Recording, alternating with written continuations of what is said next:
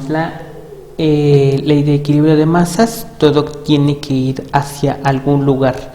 Es una manera sencilla de expresar uno de los principios fundamentales de ingeniería.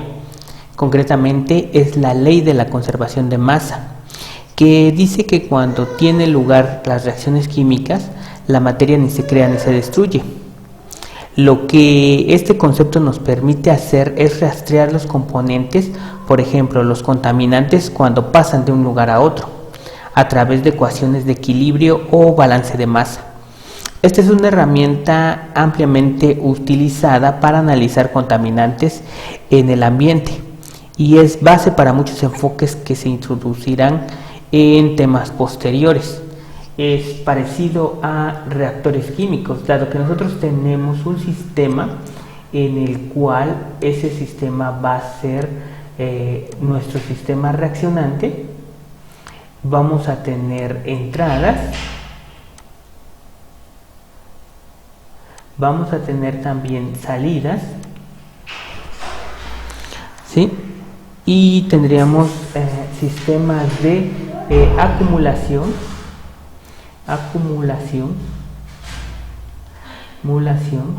y también tendríamos la parte de reacción.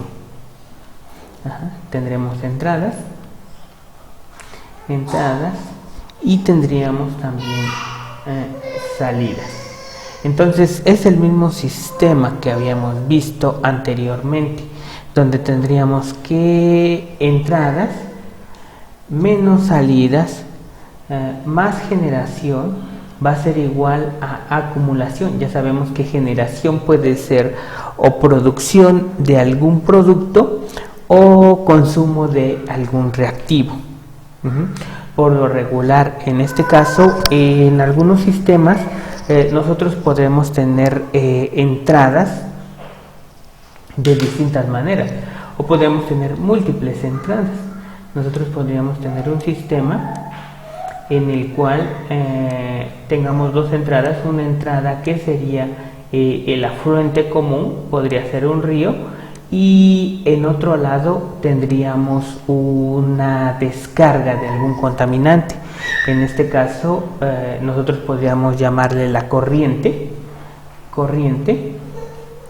o el afluente, ¿sí? Y en este caso pues nuestra concentración sería la concentración normal de la corriente sería CS, ¿sí? Que ahí estaríamos midiendo la concentración del contaminante. Lo podemos medir en miligramos sobre metro cúbico, o podemos medirla en mol por litro, o podemos medirla en algún otro sistema, ¿sí? También esta corriente, para caracterizarla necesitamos QS. QS va a ser el flujo volumétrico. En este caso sería un flujo volumétrico, cuántos litros por minuto estarían corriendo en esta parte, cuántos metros cúbicos por hora, ¿sí? Entonces todo esto nosotros estaríamos caracterizando a la corriente de entrada. Y también podríamos tener la corriente de residuos. Esta corriente de residuos es donde va a entrar el contaminante, ¿sí? Aquí es obvio que la concentración va a ser un poco más alta, la concentración de este contaminante va a ser un poco más alta porque es una fuente contaminante, pero usualmente el flujo volumétrico va a ser mucho más pequeño. Nosotros podemos tener para sistemas, en este caso, si nosotros estamos hablando de estado estable o estado estacionario, aquí lo llaman estado estable, podríamos tener, que también es lo mismo que estado estacionario.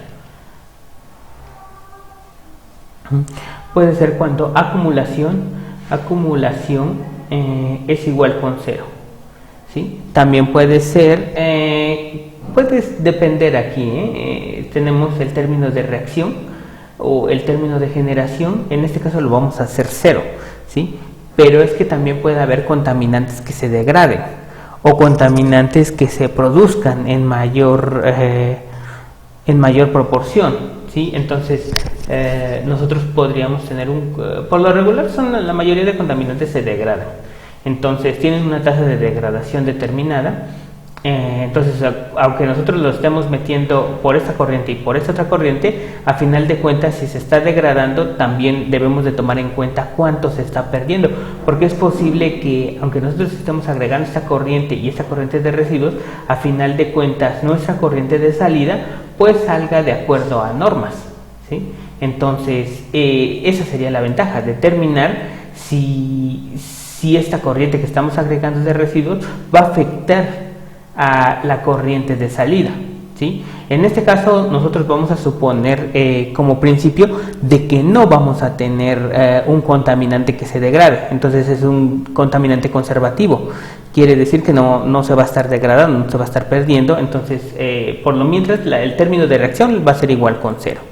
Tendríamos la concentración, en este caso sería la concentración M, la concentración de salida, y tendríamos el flujo volumétrico. Por lo regular, este flujo volumétrico pues va a ser la suma de estos dos flujos, de QS y QM.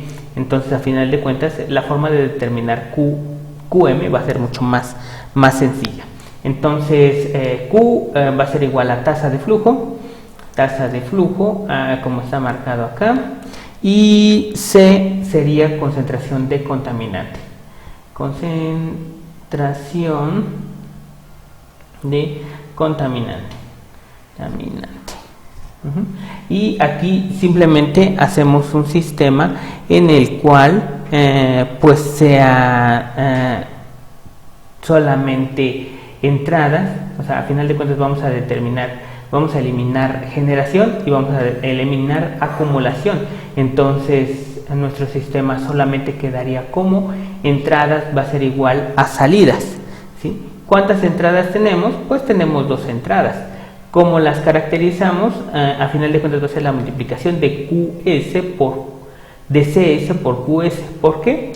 Pues porque tendríamos que CS puede estar en miligramos sobre de metro cúbico, y el flujo volumétrico, que sería Q, si lo multiplicamos va a estar simplemente en metros cúbicos, un volumen. Entonces eliminamos metros cúbicos y nos quedaría solamente la masa en miligramos. Entonces, a final de cuentas, nosotros lo que podemos hacer es que la corriente, podemos determinar las dos entradas, entrada 1 y entrada 2, que serían CS por QS más CW por QW, y esto va a ser igual a CM por QM. Entonces, ahí tendríamos el balance de materia, y ese balance de materia es el que podríamos nosotros utilizar para poder resolver algunos otros problemas en cuanto a la transferencia de contaminantes en un medio.